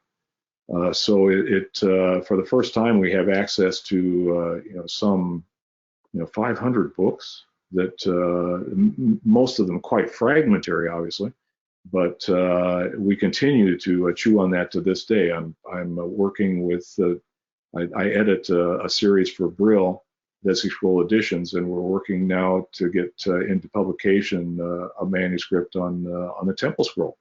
The Temple Scroll is related to the Torah text, but we didn't know of it until the Dead Sea Scrolls were found.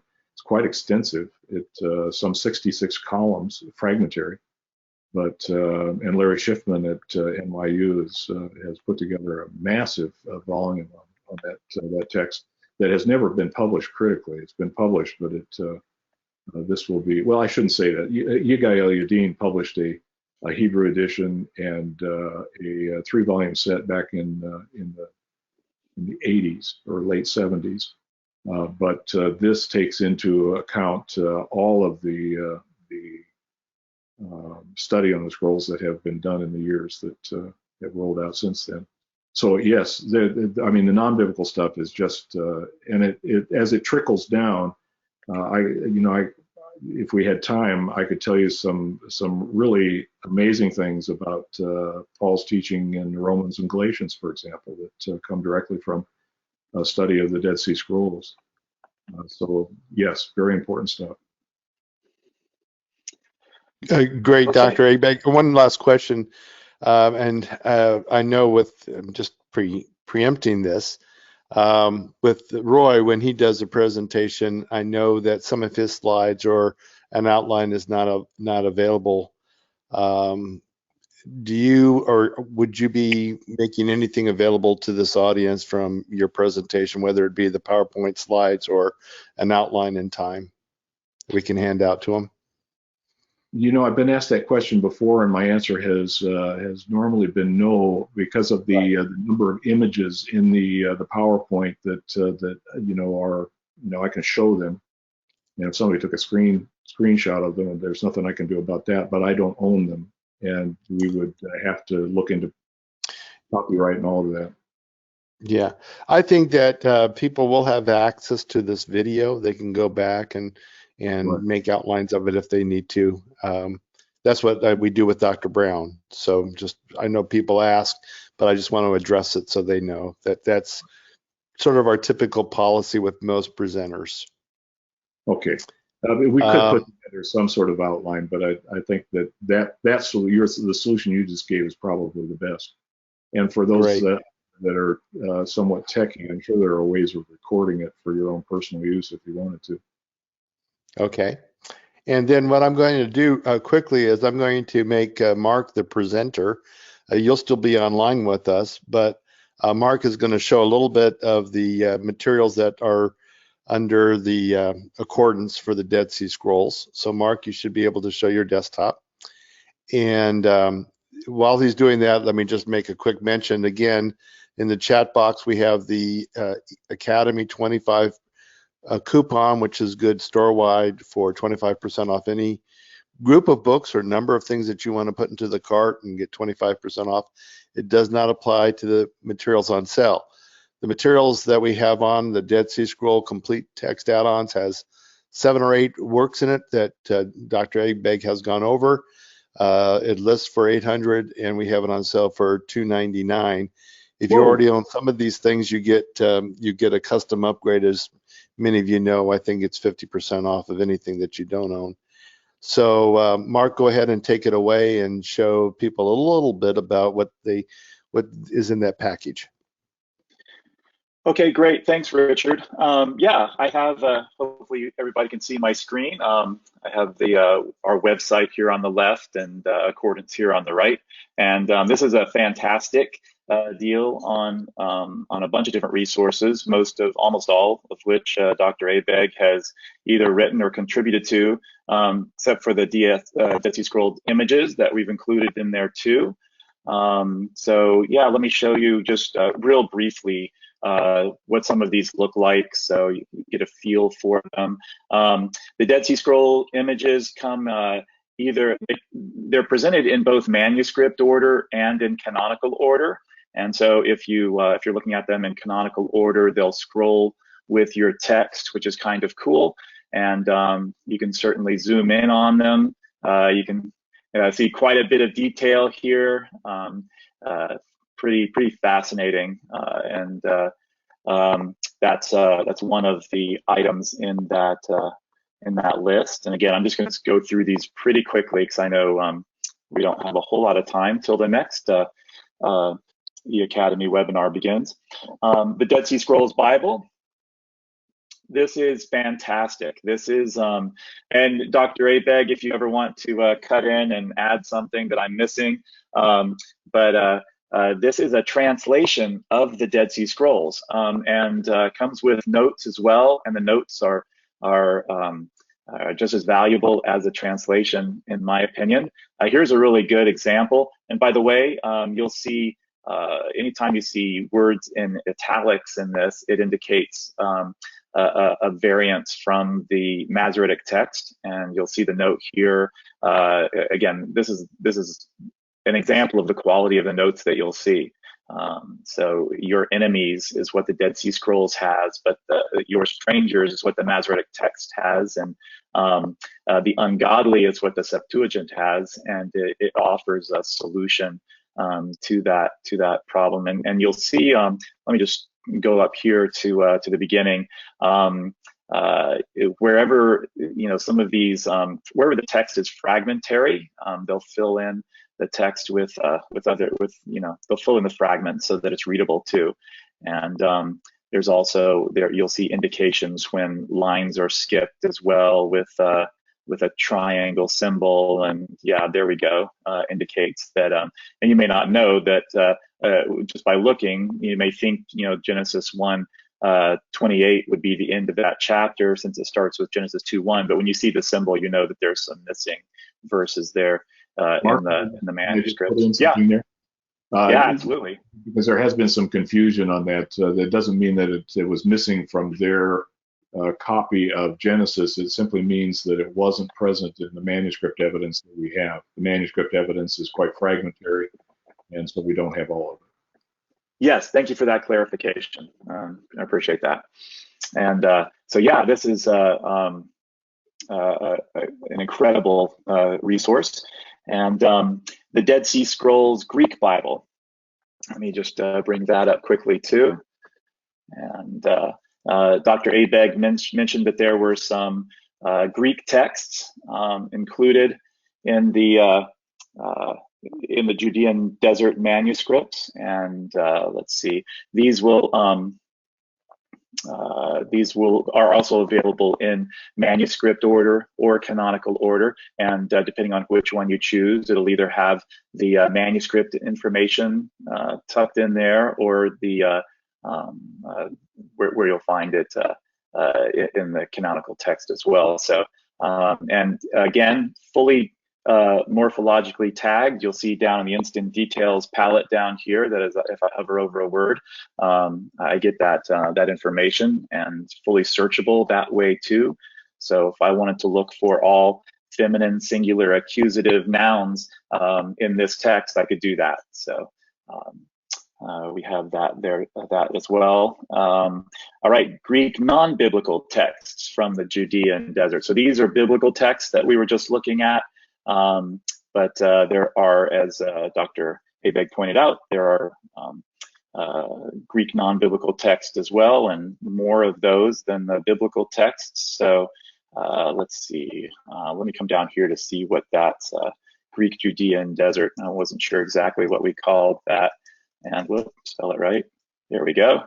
Okay, and again, you'll see some of the fragmentary nature of this. One of the things that you can do in accordance, if you're working with a module, a text module that may have unfamiliar, book divisions and book names, you can the go-to palette down here will show you those. But you can also go to display and go down to list all book names, and that'll open up a palette. And this is really helpful in a lot of the Qumran resources, and they're hyperlinked, so you can go there as well. Mark, you can see on that palette there, these are not Qumran texts. These are the texts from like Masada, Nahal Hever. These are right. Sorry about that. Yeah, the Dead Sea Scrolls, right? The Judean. I'm sorry. Yeah. I'm sorry. Thank you for that clarification. Yes. All right, and then we go into the Dead Sea Scrolls biblical manuscripts, and here we go. All right, and so we have, again, in manuscript order or canonical order, and again, fully morphologically tagged.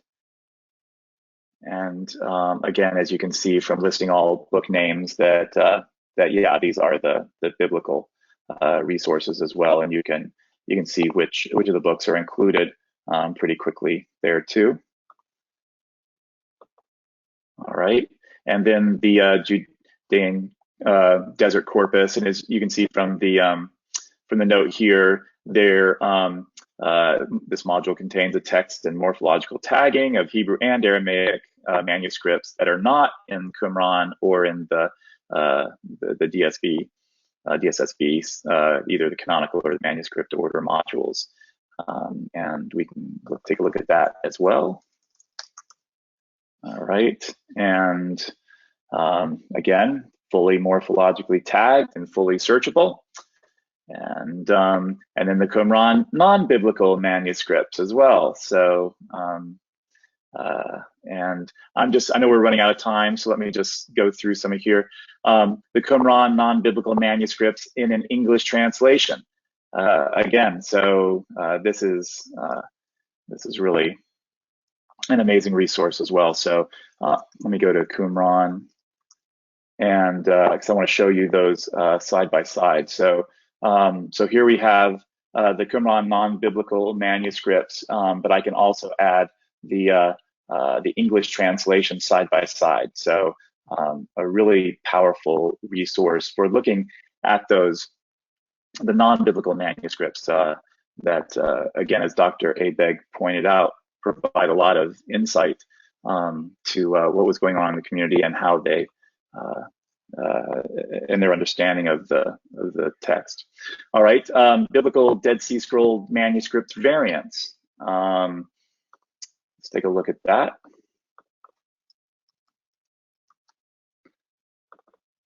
All right, and again, you'll see there's an introduction, abbreviations, and you'll see the variants. Again, the abbreviations here, you can hover over them and see in the instant details what kind of variant it is. The BR just indicates that there is a variant there. There's a substitution going on here, and you know, words that are missing or added and so forth. So I can't imagine all the work that went into this, Dr. Abegg.